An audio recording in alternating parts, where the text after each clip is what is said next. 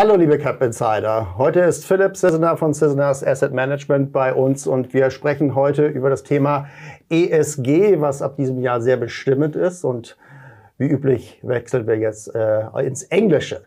So Philipp, thank you for coming here again. Yeah, thanks for having me back. Okay, we're talking about an interesting topic, which is the ESG topic. So what is your approach to this ESG topic, and do you have your own models for ESG? No, we decided to be an Article 8 fund, meaning we're light green, not purely green, but there are certain sectors and companies that we definitely stay away from.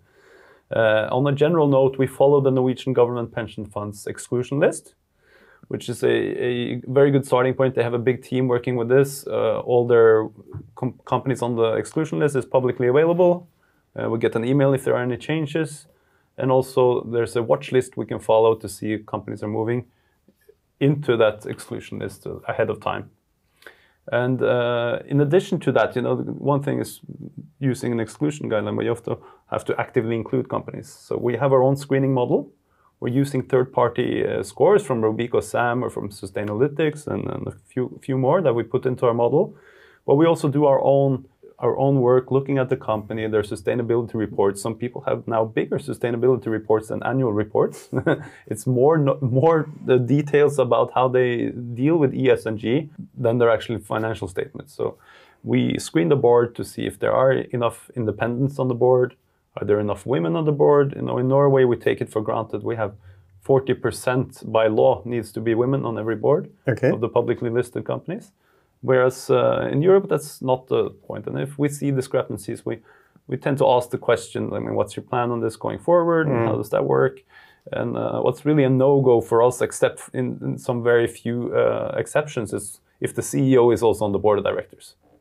Independence and governance is very important for us. It always has been. It's not a trend now that has come together with the environment. I think equality of rights and equality of anything, not basing and judging people on their background or gender or sexual preferences. I think it's quite important, but also on the governance side, who are you investing with?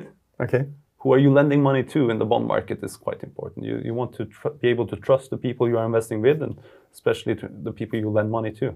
Of course. Okay. And Norway is well known for oil and gas. So, of course, this is an issue for your fund? I think the biggest issue in that space is refinancing risk.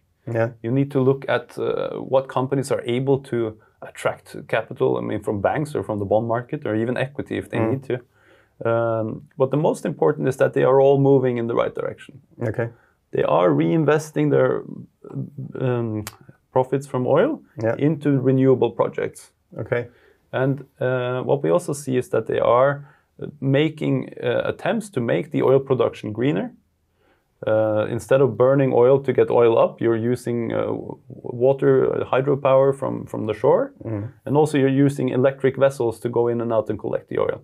Because the world cannot live without oil. There's oil everywhere in your shoes, in your belt, in your smartphone, everywhere. But it's a matter of not using oil as a fuel, as a fossil fuel, and not burning that fuel to get up more oil. So it's all about sustainable extraction of oil, and also about reinvesting the energy companies will reinvest their profits into greener projects. So there are many companies which coming from the oil and gas industry which are in the transition to change their business models. You see that in Norway with Equinor, previously called Statoil, a big Norwegian company. You see it in Denmark, where what was used to call Danish oil and gas, Dong, is now called Ørsted and is a pure wind company. But you also see this with Shell, BP, all the international players. They are moving in the right direction. It's not like they can shut it down right away. It will be a disaster for the Western world. But you need to see the companies moving in the right direction. And first and foremost, shutting down coal, I think, is the most important. Of course, yeah. Okay, thank you for this information. Liebe Cap Insider, also ein Paragraph oder Artikel 8 Fonds und viele Unternehmen in Norwegen und den nordischen Staaten, die ursprünglich mal aus der Öl- und Gasindustrie kommen, machen sich auf den Weg in eine veränderte Welt, und ich glaube, das ist das, was viele Investoren sich auch wünschen. Bleiben Sie informiert. Dankeschön.